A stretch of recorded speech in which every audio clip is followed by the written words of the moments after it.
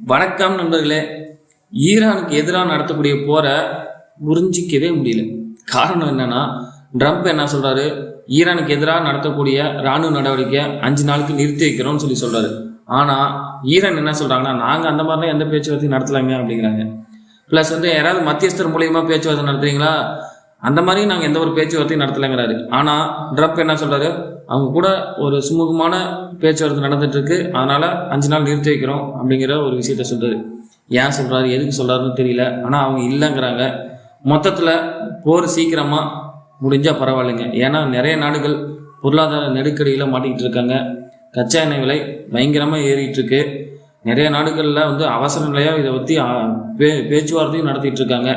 So மொத்தத்துல எது எப்படியோ ஒரு சுமூகமான தீர்வு எட்டப்பட்டு ஒரு ஒப்பந்தம் போடப்பட்டு இந்த போர் முடிவுக்கு வந்தா நல்லது தாங்க. நன்றி.